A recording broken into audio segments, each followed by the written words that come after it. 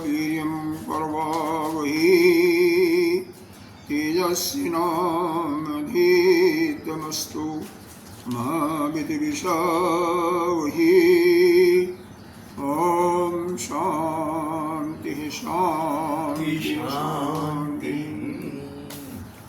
शङ्करं शङ्कराचार्यं केशवं बादरायणं श्रोत्रभाष्यकृतौ वन्दे भगवन्तौ पुनः पुनः। ईश्वरो गुरुरात्मेति मूर्तिभेदविभागिनि व्योमवद्व्याप्तदेहाय दक्षिणामूर्तये नमः। अखण्डमण्डलाकारं व्याप्तं येन चराचरं तत्पदं दर्शितं येन तस्मै श्रीगुरुवे नमः। अज्ञानतिमिरान्धस्य ज्ञानाञ्जनशलाकया चक्षुरुन्मीलितं येन तस्मै श्रीगुरुवे नमः।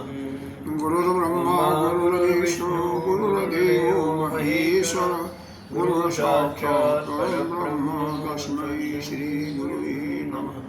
त्वमेव माता च पिता त्वमेव बन्धुः च सखा त्वमेव विद्याधरं त्वमेव सर्वं मम देव देव। गजाननं भूतगणाधिसेवितं कविध्वजम्बोफलचारुभक्षणम् उमासुतं शोकविनाशकारुकं नमामि विघ्नेश्वरपादपङ्कजम्। अनंत श्री विभूषित 1008 श्री पंचायती महानिर्वाणी अखाड़ा की वरिष्ठ श्रोतीय ब्रह्मनिष्ठ महामल्लेश्वर एवं उत्तर प्रदेश संत समाज के अध्यक्ष सदगुरुदेव भगवान के चरणों में कोटि कोटि नमन। यहाँ के अधिष्ठान देव ब्रह्मचारी श्री कृष्ण चैतन्य जी भक्तजन सभी के अंतःकरण में आत्म से विराजमान उस परमात्मा को प्रणाम करती हूँ। आइए कहाँ से पढ़ना है? 136 शब्दों के 136 से पढ़ना है। ठीक।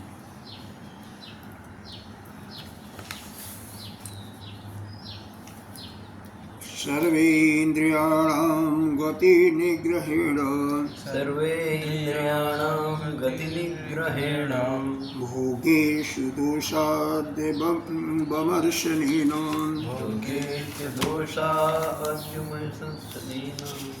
ईश प्रसादाच्च गुरो प्रसादात्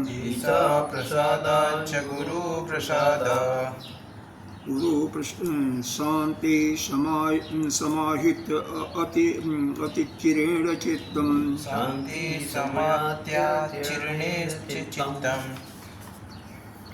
सर्वे इंद्रियाणां गतिनिग्रहेण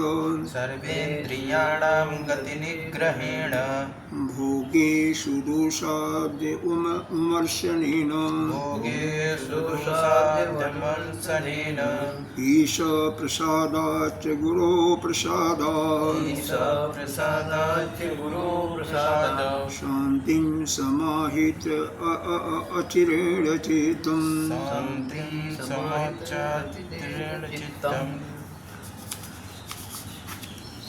यहाँ पर दम की बात चल रही है।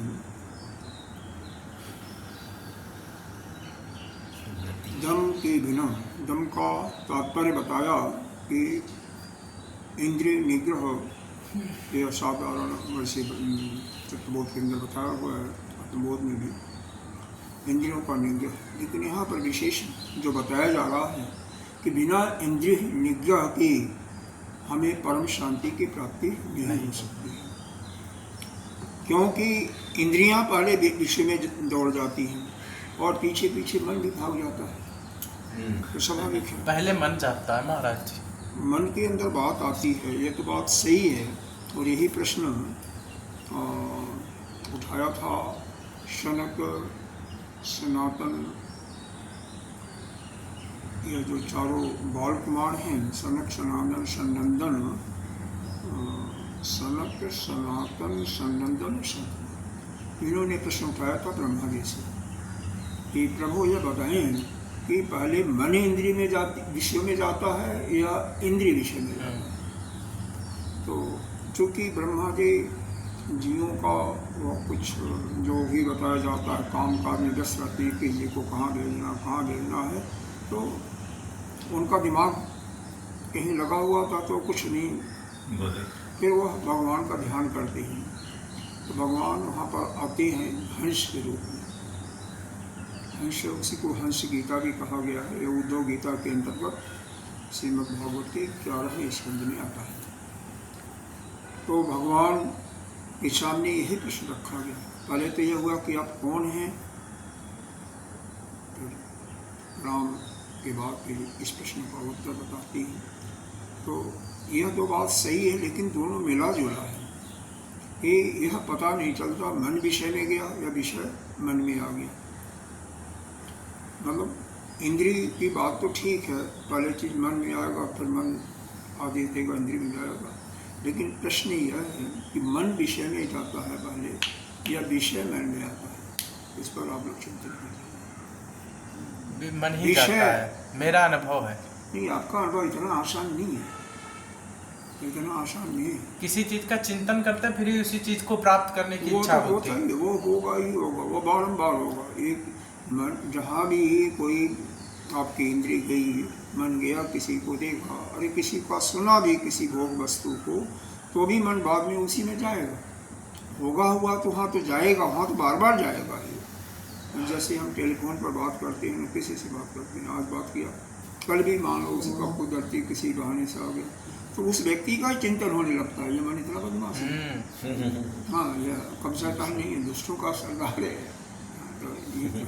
तो यह बहुत गंभीर प्रश्न है कि मन विषय में जाता है पहले या विषय मन में आ जाता है।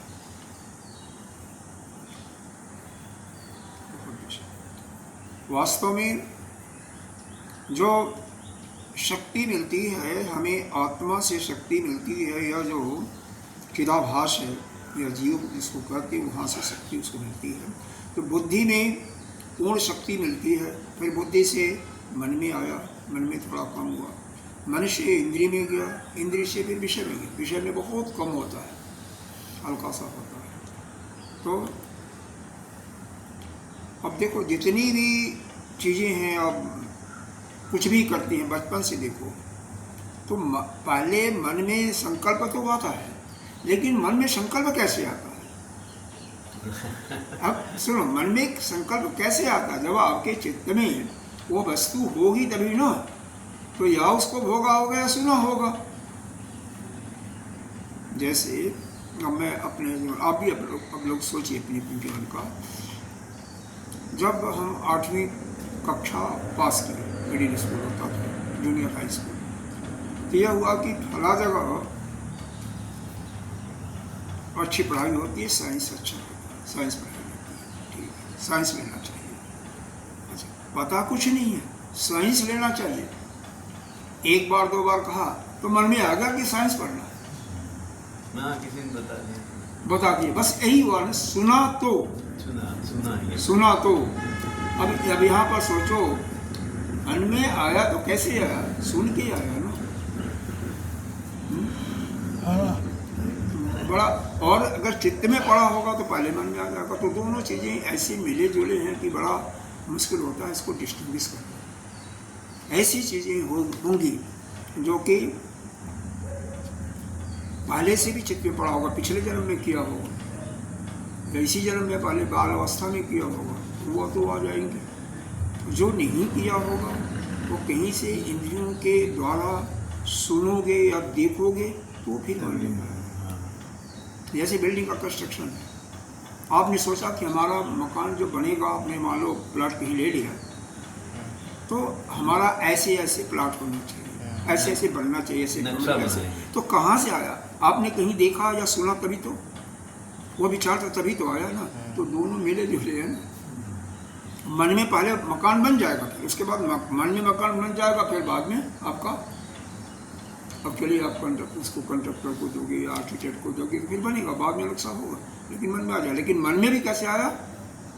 वो विषय पहले आ गया, किसी से सुन लिया या देख लिया तो आया ना, बिना जाने। मान लो ऐसा फल गुरुदेव का उदाहरण है, गुरुदेव बताते हैं जो क्या है अपने पहाड़ों में, वहाँ पर ऐसे ऐसे फल होते हैं कि उनका नाम बताने पर आपको कुछ भी मालूम नहीं होगा। क्यों? आपने खाया नहीं, इन्हें देखा। और जो कोई बताएगा कि भाई ये फल ऐसा होता है, इतना मीठा होता है, खट्टा होता है, तब तो। एक फल हमने पहले शुरू में देखा था, आम जैसे गोरखपुर में बिल्कुल दिखाई देगा आम, लेकिन आम नहीं है, बहुत मीठा फल होता है। उसका नाम भी मेरे को नहीं पता, बहुत साल पहले देखा। खरबूजा नहीं, आम जैसे होता है, कोई पता नहीं क्या आम का, शायद पहाड़ों का ही फल है, बहुत मीठा होता है। आम जैसे होता है, आम नहीं है। आम जैसे फल, तुम खरबूज हमको भी संशय में डाल देते हो। हैं? क्यों? बताओ तो ध्यान करो। अरे नहीं ध्यान आ रहा ना, आएगा तो। बहुत साल हो गया, कम से कम 15-20 साल, 15 साल तो हो गया होगा। फिर उसके बाद नहीं खाए क्या?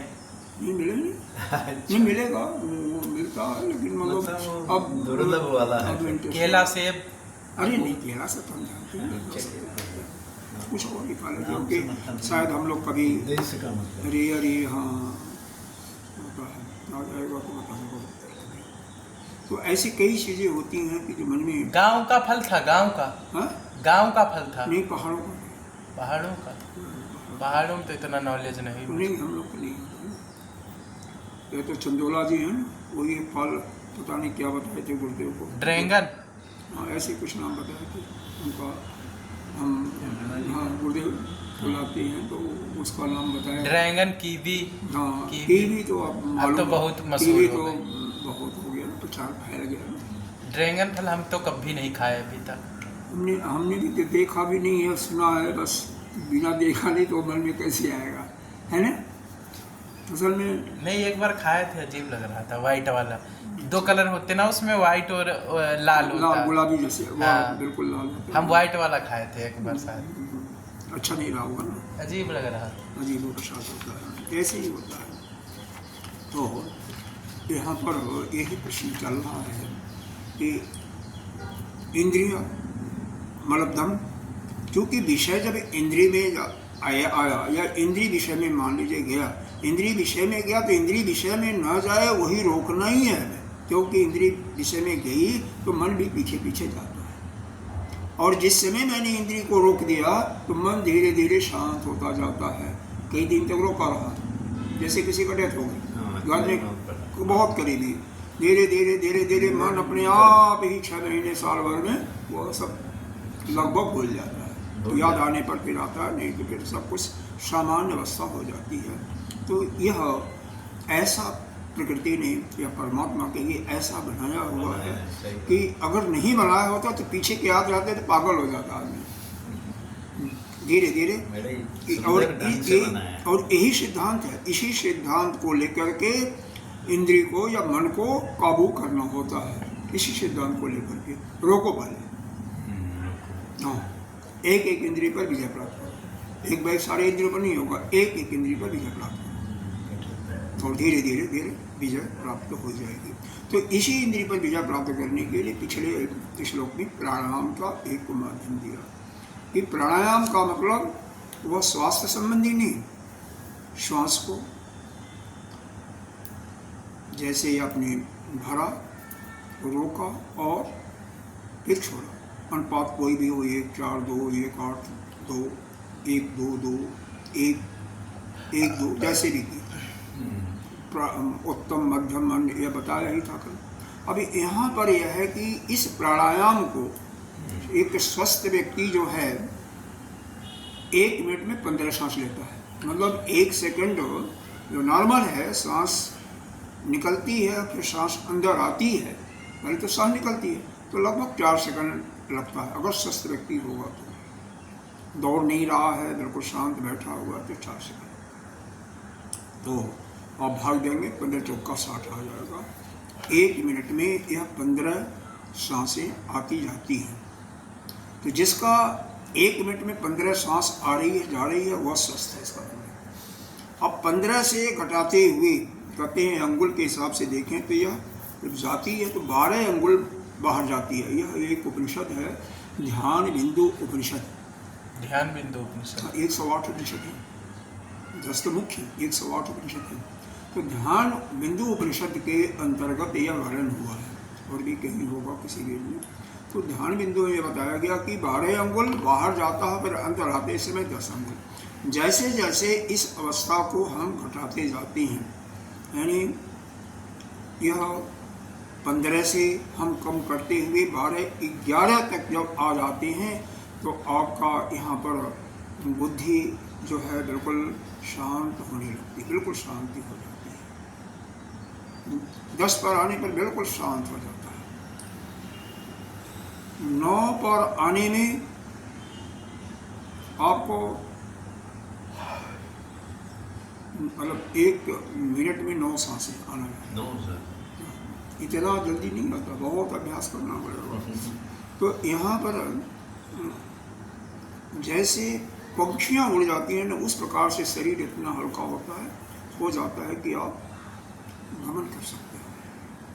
पहले तो दूर की मतलब ऐसे धीरे धीरे पहले दूर दृष्टि आ जाती है, फिर उड़ने की शक्ति आ जाती है, और 6 तक आते आते आपको 8 सिद्धियाँ प्राप्त हो जाती हैं।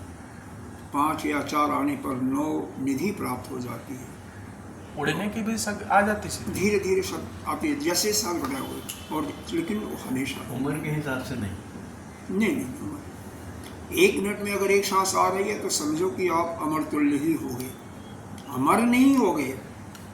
जो सामान्य है व्यक्ति, क्योंकि आपका जीवन सांसों पर आधारित है ना, तो जब सांसें कम होंगी तो ऑटोमेटिकली आपका आयु बढ़ जाता है। अच्छा 1 मिनट तक अगर कोई एक सांस रोक ले तो मतलब ठीक ठाक है।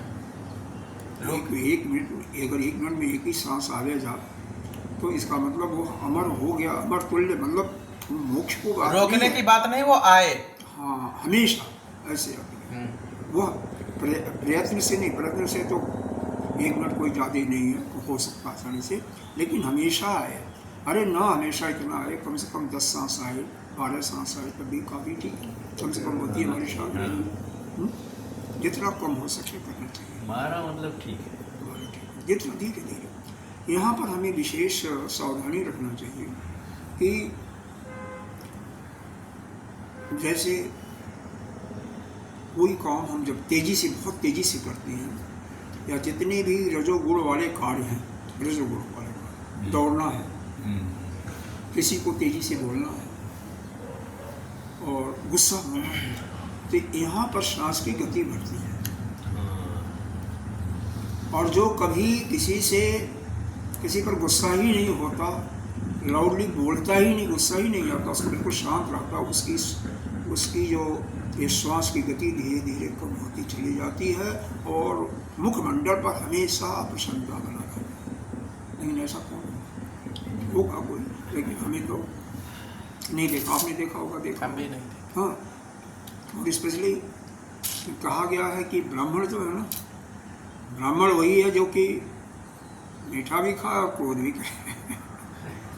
जितने भी ब्राह्मण हैं वो श्राप ऐसे देते थे, पुरानी बात है, आजकल तो तपस्या है नहीं, तो श्राप कहाँ से होगा, कह देते होंगे, वो बात अलग है कि जरा सा कोई गलती किया श्राप दे दो, और जरा सा भी वो क्षमा मांग लिया, उसको तो नहीं दूर कर पाते थे, लेकिन काफी कुछ उसको, उसी श्राप को एक प्रकार से पुण्य में कन्वर्ट कर देते थे।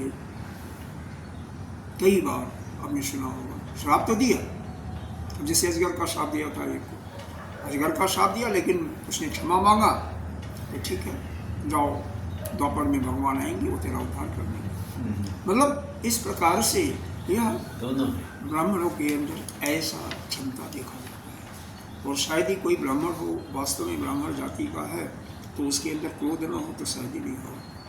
अरे परशुराम जी ने यह कर्ण को क्या बोलता, द्रोणाचार्य जी ने मना कर दिया शिक्षा देने को, क्योंकि यह केवल राजाओं को ही, जो क्षत्रिय होगा उसी को हम शिक्षा देंगे। तो वह ब्राह्मण बन करके, क्योंकि पता था कि ब्राह्मणों को केवल वो शिक्षा देते हैं, तो परशुराम जी के पास गया। परशुराम जी के पास गया, इसकी बुद्धि और कुशाग्रता देखते हुए, इसकी तल्लीनता को देखते हुए उन्होंने शिष्य ग्रहण कर लिया, इसको शिष्य स्वीकार कर लिया और शिष्य स्वीकार कर लिया। लेकिन एक बार विद्या सिखा चुके थे, एक बार इसके जंघा पर बैठ करके वो परीक्षा ले रहे थे, क्योंकि भगवान परशुराम को कुछ मालूम हुआ कि यह ब्राह्मण नहीं है।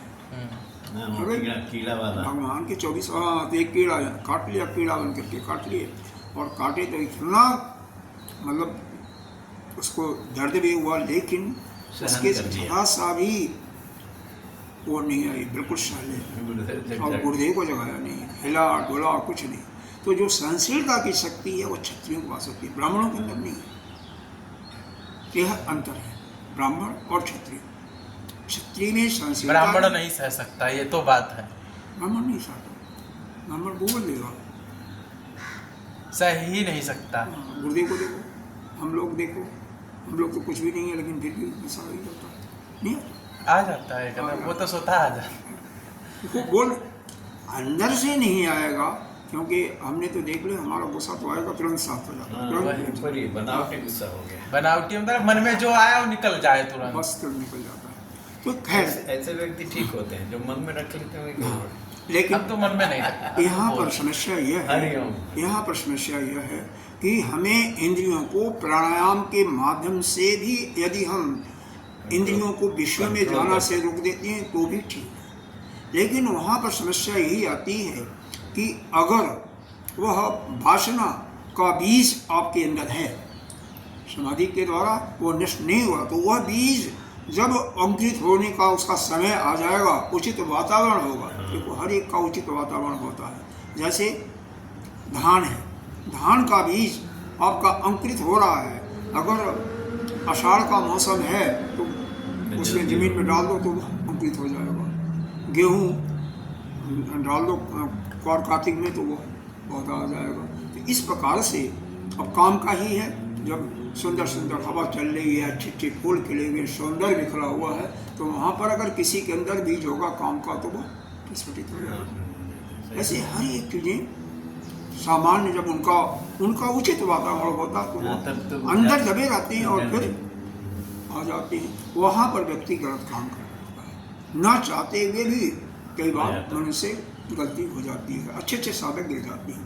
इसीलिए प्राणायाम से दिया है, बताया गया है कि प्राणायाम से हम सांसों के माध्यम से अपने को परम शांति प्राप्त कर सकते हैं और करते भी हैं।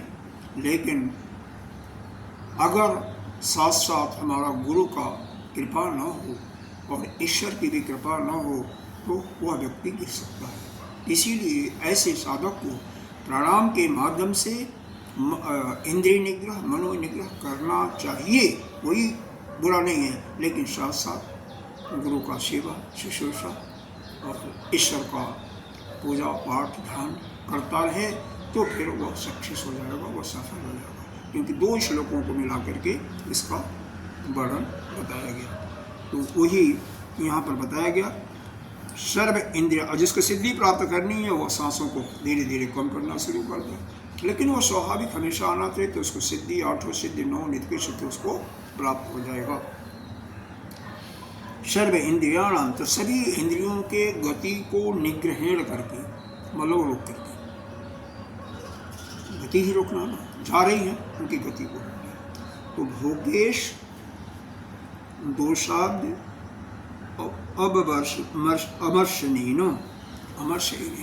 अमर्षधन, मतलब अमर्ष मतलब उनके दोषों को विचार करके। जब कोई भी इंद्रिय जा रही है किसी विषय में, तो उस समय आपको क्या करना चाहिए? पहले रोकना चाहिए, पहले उसके दोषों को विचार करो कि यहाँ पर हम इसका भोग करेंगे तो अमुक दोष होगा, और जब जैसे उस दोष पर चिंतन आपका गहराई में जाते जाओगे, तैसे वहाँ से मन अपने आप हटेगा, इंद्रिय भी हट जाएगी।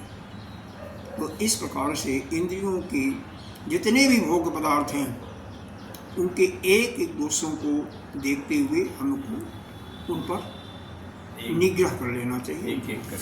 हाँ, वैसे नहीं, क्योंकि यह प्राणायाम वाली बात आई है ना, केवल प्राणायाम वाला वहाँ तो जबरदस्ती हुआ ना, प्रश्न करके हुआ ना, तो बिना प्रश्न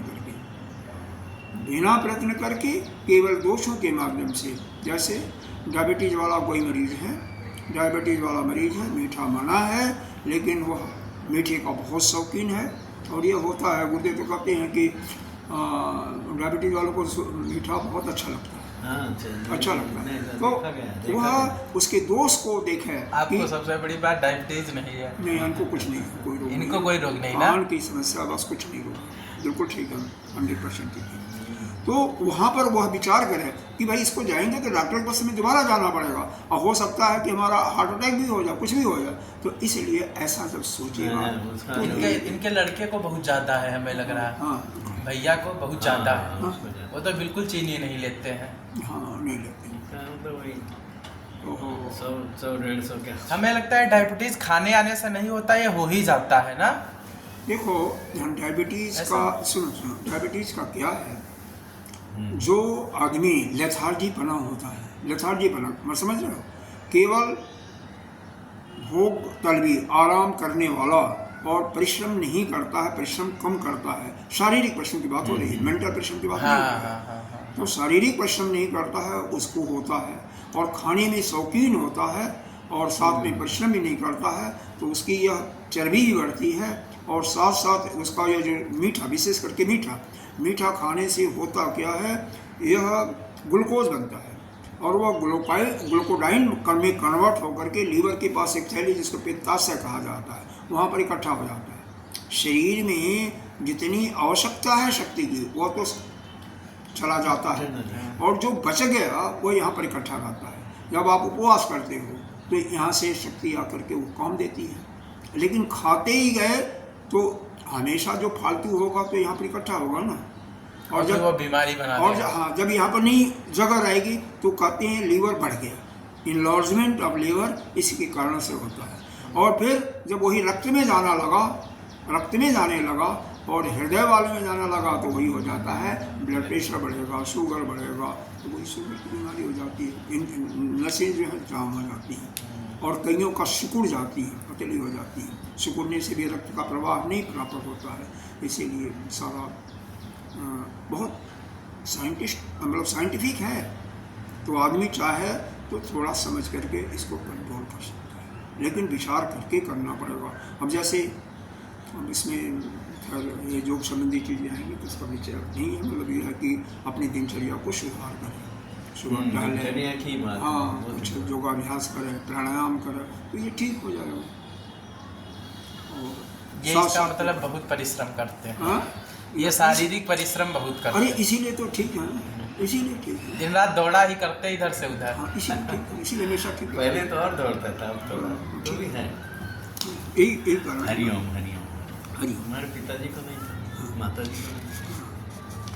तो यहाँ पर ये सभी इंद्रियों को रोक करके 85 भोगेश दोषा अब अमर्शनी न, उनके एक एक दोषों को देख करके इंद्रियों को आप भोग में जाने से, भोग वस्तु में जाने से, विषय वस्तु में जाने से रोक लीजिए। और फिर साथ में यह गुरु और ईश्वर का प्रसाद बताई दिया गया है। शांतिम, ऐसा जो साधक है हमेशा अचिरेण का मतलब होता है शीघ्र ही शांति को प्राप्त होता है। समाहित होना मतलब समाहित का मतलब यहाँ पर समाधि मतलब है, लेकिन अपना चित्त उसका शांत हो जाता है और वह परम शांति को प्राप्त कर जाता है। तो तात्पर्य हुआ कि इंद्रियां विषयों में जो जाती हैं उनको दोषों को विचार करके हमें रोकना है। दूसरा साधन प्राणायाम भी है, लेकिन प्राणायाम के साथ साथ हमें गुरु और ईश्वर दोनों की कृपा की विशेष आवश्यकता होती है। वो तो हमें हमेशा रखना चाहिए। गुरु का प्रसाद तो बहुत ही अमृत है, ईश्वर का भी प्रसाद है, दोनों लगभग एक ही है। केन उपनिषद में आया है ना, क्या आया है याद नहीं आ रहा, अंतिम श्लोक है, जथा देवो परा भक्ति जथा देवो तथा गुरु। हाँ, वो तो उसकी की जरूरत नहीं है। जैसे आपके आराध्य देव में परा भक्ति मतलब एक प्रकार से असीम भक्ति है, उस ब्रह्म विद्या के प्राप्त करने के लिए जो भक्ति है, जथा देव वैसे ही भक्ति जब गुरु में होती है ना, तो गुरु अपने सारे खजाने को खोल करके आपको दे देता दूसरे नहीं से, सब कुछ दे देता, अपने आप ही उसके अंदर से निकल जाएगा, सब निकल जाएगा और आपको शिष्य को मिल जाएगा। लेकिन वैसी भक्ति करे तो सही बात। पहले बात तो यह है कि गुरु को, कोई भी गुरु को, क्योंकि गुरु ही शिष्य, अरे शिव तुल्य है। गुरु जो है साक्षात इस शरीर से नहीं है, बल्कि उसका जो तत्व के दृष्टि से वह शिव ही है। तो ऐसा मानते हुए उसमें पूरा समर्पण का भाव होना चाहिए, और जिसके अंदर गुरु की प्रति समर्पण का भाव हुआ वह गुरु अपने आप ही सब कुछ खोल करके उसको दे देता है, और फिर वह शांति, परम शांति को प्राप्त कर लेता है। और अब इसके बाद तितिक्षा पर विचार होगा, यह दम का हो गया। और जब दम आपका सक्सेस हो जाएगा, यानी इंद्रियां को विषय में नहीं जाएंगी, तो आपको परम शांति हो जाएगी, क्योंकि आपको पूर्ण वैराग भी है और मन अपने आप ही रुक जाएगा। जैसे शेर का उदाहरण दिया था। तितिक्षा क्या है, पहले परिभाषा दिया गया,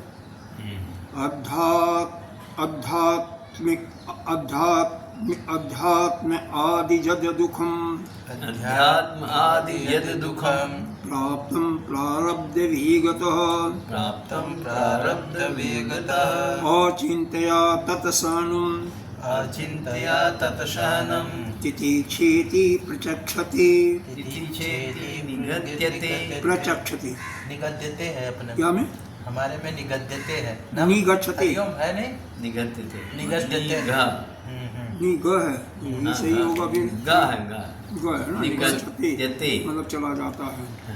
यहाँ पर कुछ गलत छाप दिए होंगे। प्रचक्षते दिया हुआ है यहाँ पर, ये बिल्कुल प्रचक्षते साफ साफ। चलो, खुला है, अध्यात्म, खुला है दरवाजा, अध्यात्म, देखो अध्यात्म आदि, अध्यात्म और बालकनी आदि, साफ कर देना। यह अध्यात्म में दो प्रकार के दुख होता है, एक मानसिक और एक शारीरिक। मानसिक दुख क्या है, मानसिक दुख दो प्रकार से होता है, और शारीरिक दुख चार प्रकार से होता है, क्योंकि चार प्रकार के जीव होते हैं, अंडज, स्वेदज, जरायुज, उद्भिज, उद्भिज। कई लोग उद्भिज को स्वेदज के साथ जोड़ लेते हैं, तो मतलब तीन हो जाते हैं। ये चार प्रकार के दुख हैं। तो यह जो शारीरिक, यह भौतिक दुख है, तो भौतिक दुख जो है इन चार प्रकार के जीवाणुओं से आपको दुख मिलते हैं। जैसे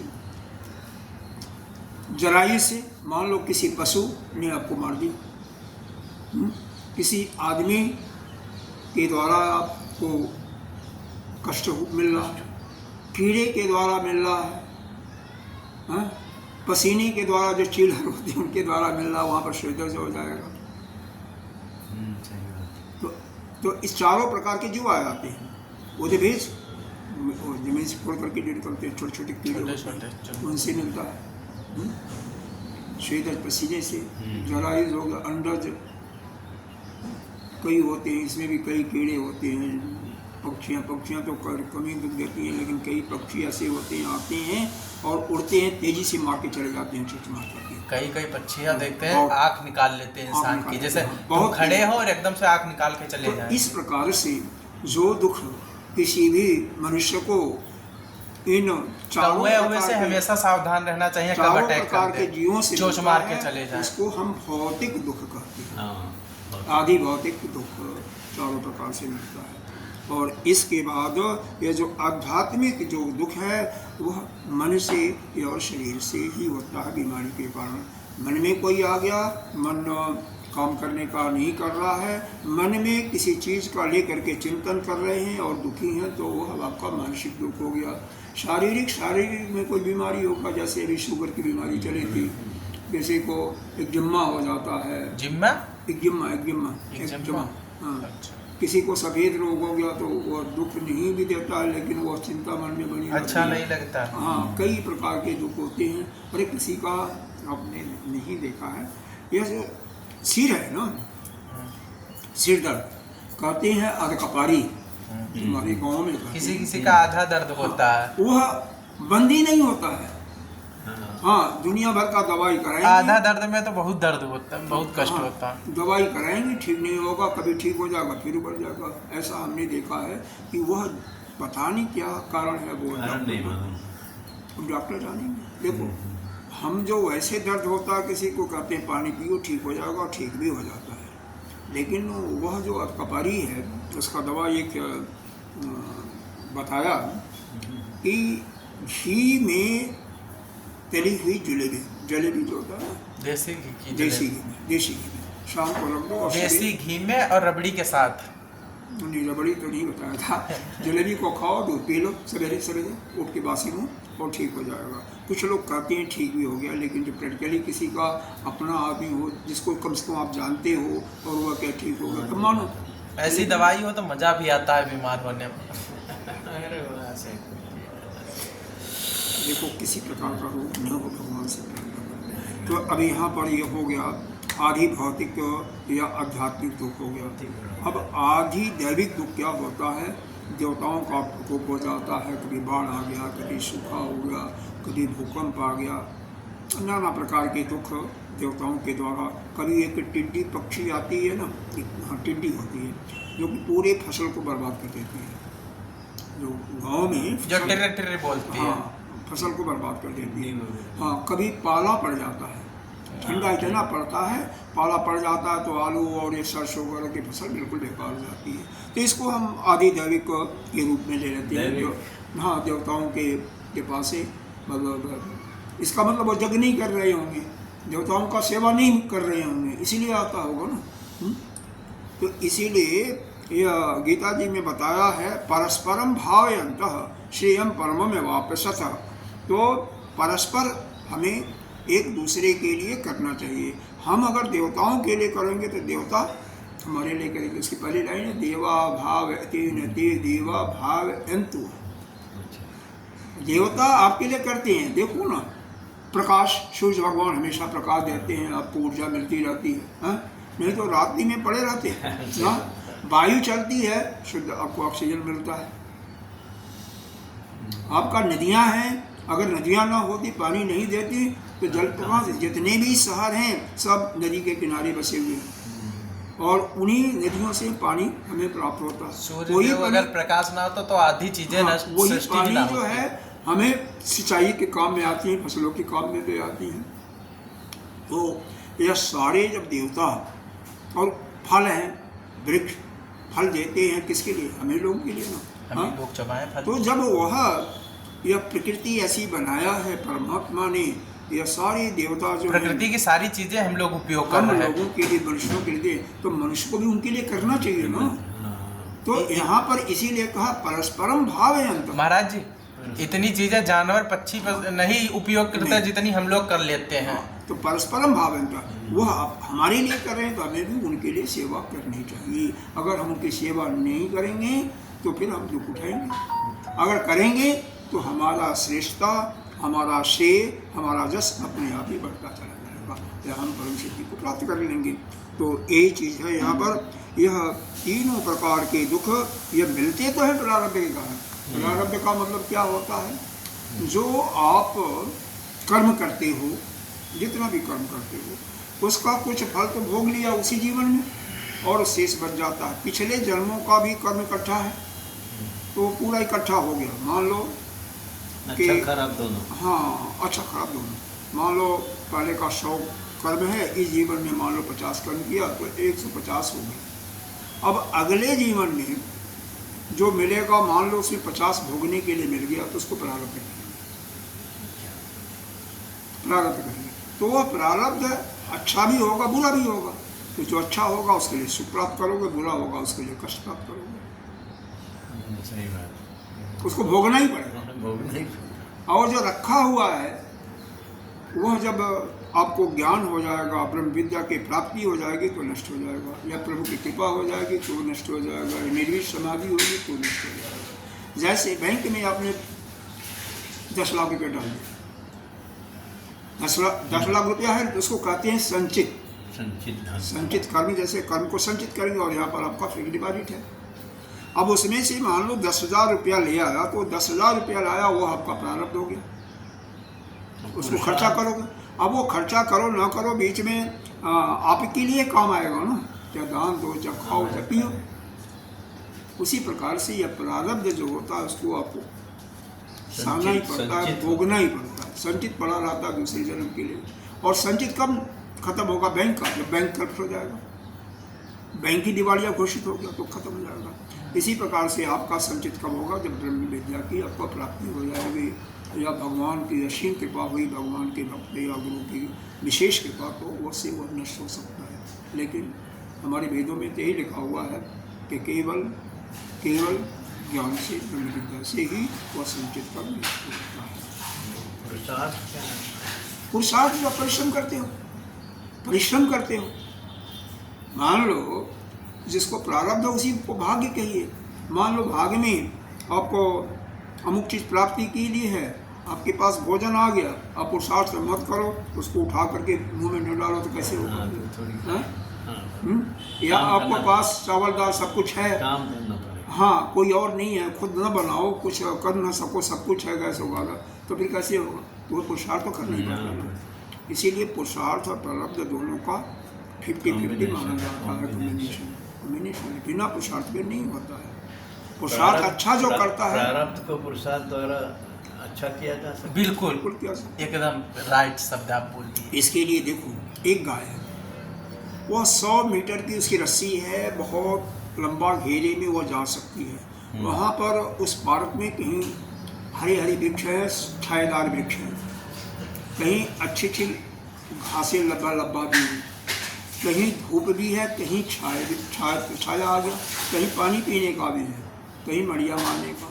तो यह जो उसको मिला है दायरा प्रारब्ध है, वैसे ही हम लोगों को प्रारब्ध मिला हुआ है। कुर्सी के ऊपर से पानी डाल देना धूल है। पुरुषार्थ जो है वो गाय के लिए पुरुषार्थ है कि वो घास चरेगी, हाँ, तब मिलेगा, या पानी पिएगी, या धूप में पड़ेगी, या मड़िया ही लेगी, या तो वृक्ष के नीचे बैठेगी, वो पुरुषार्थ कि मिल गया है, आपको उतना प्राप्त कर सकते हो, तो उसमें क्या भोगना है? आपको परिश्रम करना पड़ेगा, तभी तो।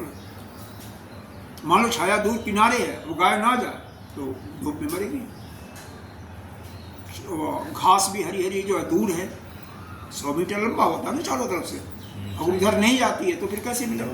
तो पुरुषार्थ उसको करना पड़ेगा। इसीलिए हमें आपको पुरुषार्थ करना पड़ेगा, और जो पुरुषार्थ करता है तभी जा करके प्रारब्ध का पूरा पूर्ण रूप से फलित होता है, नहीं तो नहीं होता। यहाँ पर यही बताया गया आध्यात्मिक आदि में यह सारे आगे, आदि दैविक, आदि भौतिक, ये सारे आगे। जद दुखम प्राप्तम, प्रारब्ध के कारण से यानी भाग्यवश जो यह दुख प्राप्त हो रहा है, अचिंत्य, बिना चिंता किए हुए, बिना चिंतन किए हुए, तत्सहनम, उसको जो सहता है उसी को तितिक्षा कहते हैं। तितिक्षा का परिभाषा यहाँ पर दिया गया कि प्रारब्ध के कारण तीनों प्रकार के दुख, आध्यात्मिक, आदिदैविक और आदिभौतिक, ये तीनों प्रकार के जो दुख मिलते हैं उनको सहन कर लेना, बिना सोचे विचारे सहते जाओ, चिंतन करो, बिना चिंतन किए हुए सहो, उसी को कहते हैं तितिक्षा। जैसे मान लो आपने इंद्रिय को रोका तो कुछ तो कष्ट होता ही है ना, तो उस कष्ट को सहन करो। मन को मान लीजिए रोक लिया कि अमुक जाना, मान लो कुंभ में ही जाना था, मन को रोक लिया, किसी ने कहा कि नहीं जाना, वहाँ पर जाओगे तो आपको पॉल्यूशन है और आपका फेफड़ा खराब हो जाएगा, पहले से तुम्हारा फेफड़ा खराब है, तुम्हें टीबी की शिकायत है, या फेफड़ा तुम्हारा बहुत पहले से खराब है, मत जाओ। तो उस दुख को, क्योंकि उसके कारण से मन पर शांत दुख तो पड़ता है ना, सभी जा रहे हैं, हमारा मन जाने का था तो प्रतिकूलता है ही ना, उसको सह जाना ही तितिक्षा, ये तितिक्षा है कि जो भी हमें उस भाग्यवश जो प्राप्त होने वाला है, दुख प्राप्त होता है, उसको बिना चिंतन किए, बिना विचारे हुए, बिना चिंतन किए हुए कि यह ठीक है नहीं है, सह लेना ही इसी को कहते हैं। ऐसा कौन कहता है? विद्वान लोग कहते हैं, जो विचारशील पुरुष है वही कहते हैं। और आगे देखिए क्या है, रक्षा तितिक्षा सदृशी मुमुक्षो, रक्षा तितिक्षा सदृशी मुमुक्षु, न विद्यते असौ पविना न भेद्यते, न विद्यते सौ पविना न विद्यते। यामेव धीरा कवचीय विघ्नान् यामेव धीरा कवचीय विघ्ना सवित्रेण जयन्ति मायां सवित्रेण कृते जयन्ति मायां। रक्षा तितिक्षा सदृशी मुमुक्षो रक्षा तितिक्षा सदृशी मुमुक्षो न विद्यते असौ पविना न भिद्यते। न विद्यते सो पविना न विद्यते। यामेव धीरा कवचीय विघ्नान् यामेव धीरा कवचीव विघ्ना सर्वास्त्रीकृत्य जयन्ति मायां। सर्वान् तृणीकृत्य जयन्ति मायां। देखो, जो मोक्ष चाहता है, यह है ना मुमुक्षु, जो मोक्ष चाहने वाला है, तो ये तितिक्षा जो है कैसे है, रक्षा कवच की। जैसे जो होता है, जब युद्ध में जाता है तो क्या है, एक कवच धारण करता है ना। कर्ण के पास था, वह ईश्वर प्रदत्त था, जन्म के समय ही उसको कवच मिला था, जो कि कोई भी बाण चलाए उस पर प्रहार नहीं होगा, कोई असर नहीं होता था। कर्ण के पास था ना, जो कि इंद्र ने, अगर इंद्र ने यह मांगा नहीं होता धोखा, क्योंकि अर्जुन का उसका पुत्र था, इंद्र का ही था, इसलिए अर्जुन को बचाने के लिए वो किया ऐसा, ब्राह्मण का भेष डाल करके गया, मांग लिया। अगर मांगा नहीं होता या कर्ण ने दिया नहीं होता तो कर्ण को कोई मान नहीं सकता था। लेकिन भाग्य के बस, प्रारब्ध के बाद सबको मरना तो है ही ना, अवश्य ही मरना है, तो कैसे भी मरे मरना तो है ही सबको, जो इस पृथ्वी पर आया सबको मरना है। तो हाँ, तो यह यहाँ पर यह जो तितिक्षा है, तितिक्षा को कवच का रूप धारण दिया कि कवच के समान है।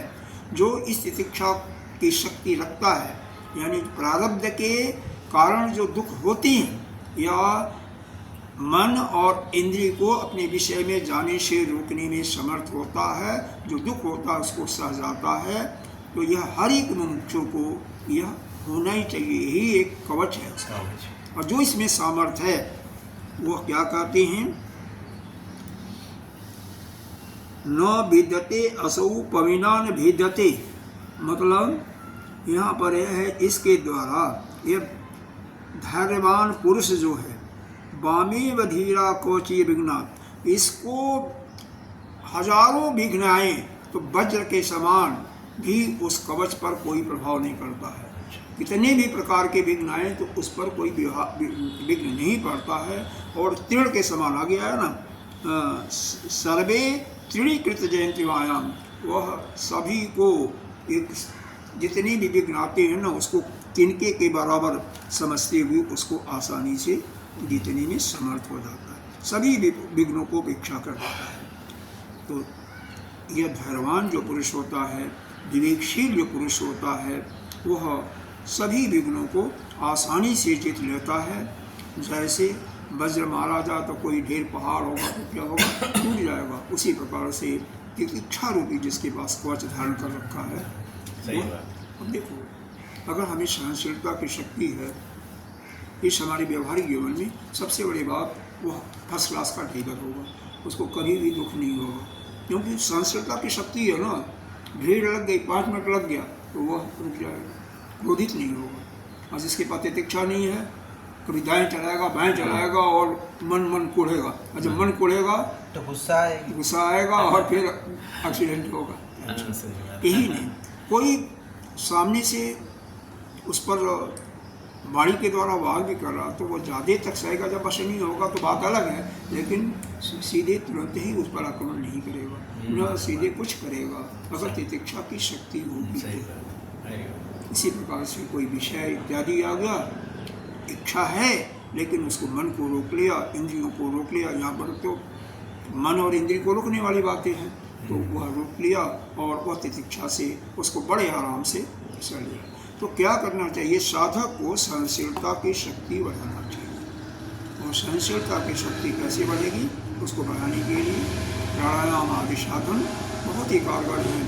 यह श्रवण, यह जो हम करते हैं सत्संग का श्रवण, इससे भी बढ़ता है, शास्त्रों का स्वाध्याय इससे भी बढ़ता है। बारंबार चिंतन, अच्छी चीजें बताते हैं इसमें। हाँ, बारंबार चिंतन और इस मन को, इंद्रियों को बाह्य विषयों से जाने से रोक देना, बाह्य विषयों में जाने से रोक देना, ये हमारी तितिक्षा बनती है। सही बात। बारंबार रोकेंगे तो अभ्यास बढ़ेगा, तो इसका मतलब अभ्यास हो गया। अभ्यास करें। और साथ में वैराग्य, तो अभ्यास जो कि यहाँ पर नहीं मेंशन है, तो अभ्यास और वैराग्य जिसके पास है उसी के अंदर ये तितिक्षा की शक्ति आएगी, और वही कितना भी तगड़ा विघ्न हो, एक नहीं, दो नहीं, हजारों विघ्न उसके साधना में विघ्न तो पड़ते हैं, तो उनको सभी तितिक्षा रूपी कवच से वो सहन कर सकते। उसको तिनके की माफिक बहुत साधारण सा समझते हुए उसको आसानी से उस पर विजय प्राप्त कर लेता है। इसका तात्पर्य यही है। एक श्लोक और है, सत्य तितिक्षा, वहीं पर एक या दो में समाप्त होगा। अभी तो बहुत है, चलो एक श्लोक और पढ़ लेते हैं। 140 ये राउंड फिगर रहेगा, कर लीजिए। हमारे में 140 है।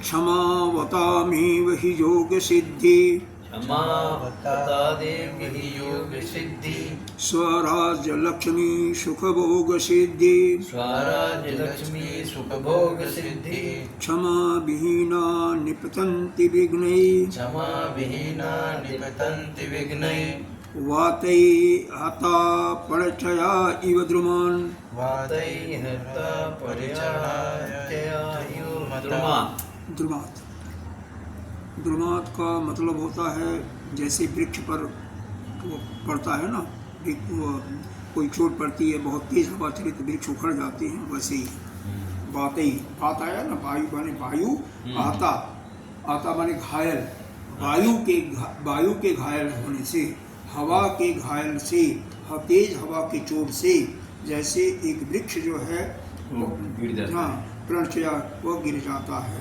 मतलब वृक्षों का समूह, पत्तों का समूह गिर जाता है। उसी प्रकार से यहाँ पर क्षमा की एक बात बताई गई है कि तितिक्षा वालों के लिए क्षमा भी बहुत जरूरी है, क्योंकि साधक के जीवन में जिसके क्षमा करना आ गया, क्षमा की शक्ति, वह सारी प्रकार की सारी सिद्धियों को प्राप्त कर देता है। न कि सिद्धियाँ, बल्कि राज सुख, लक्ष्मी सुख और सभी प्रकार के भोगों की शक्ति, सिद्धि भी उसको प्राप्त हो जाती है केवल क्षमा करने से।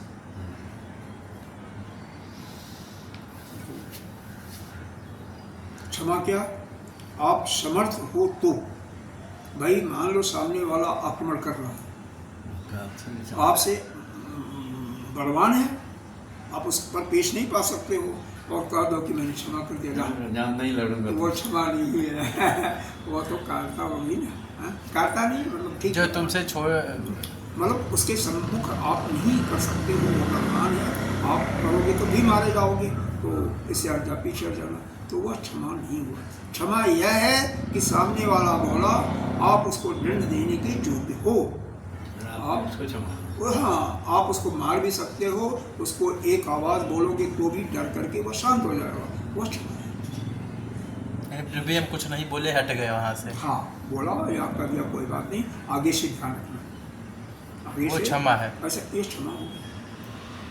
अब जब हमारे पास शक्ति ही नहीं है, और स्पेशली विशेष करके बुढ़ापे में लोगों को क्या शक्ति होती है, जो शक्ति होती है वो भी गायब हो जाती है, हाँ, दिखाई नहीं देगा, या हम मान लो सुन ही नहीं रहे हैं, क्या अगला क्या कर रहा, गाली दे रहा, क्या कर रहा। मान लो आपके सामने कोई फ्रेंच में बात कर रहा है, आपको पता क्या लगता है, गाली दे रहा है, क्या कर रहा है, फ्रेंच में गाली दे दे, तो वो हमें समझ में ही नहीं, समझ नहीं आया क्या कर रहा है। ऐसे ही तो होता है, बाहरों पर होता है, चाइनीज वगैरह ऐसे गाली दे करके भाग जाते हैं, चले जाते हैं, वो अपनी आवाज में, हम लोग अपनी आवाज में गाली दे देते हैं। हाँ, बस यही होता है। नहीं, इंडिया वाले कई वीडियो से देखते हैं, समझ में आएगा, हाँ। तो दोनों साथ रहेंगे। सब सोचते हैं कि हम होशियार हैं, हम दे दिए, ये नहीं समझ पाए, वो सोचते हैं हम दे दिए, नहीं समझ ये पाए। स्वभाव से जिसके पास क्षमा नहीं होता, क्षमा विहीना जिसके पास क्षमा नहीं है, जैसे वायु के हिरणों से या वायु के प्रकोप से वृक्षों के सारे पत्ते गिर जाते हैं, उसी प्रकार से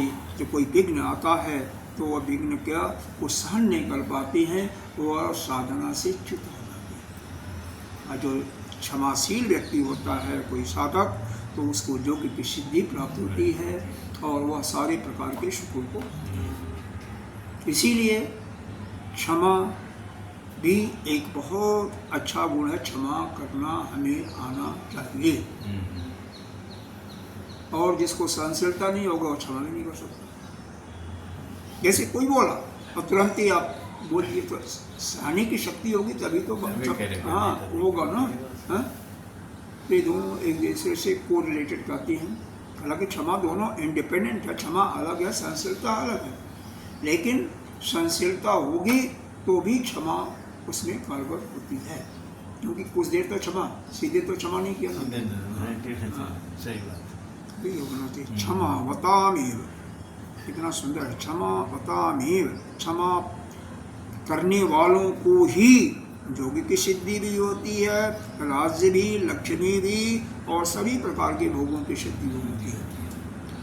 क्षमा जो विहीन है, जिनके अंदर क्षमा का गुण नहीं है, निपतंत विघ्न, जब विघ्न पड़ता है, विपत्ति आती है, तो ऐसे गिरते हैं जैसे वृक्ष की पत्ती हवा के झोंकों से सब गिर जाती है, गिर नहीं जाती, उसी प्रकार से वो भी गिर जाती है, विघ्न के चोट से वो गिर जाती है।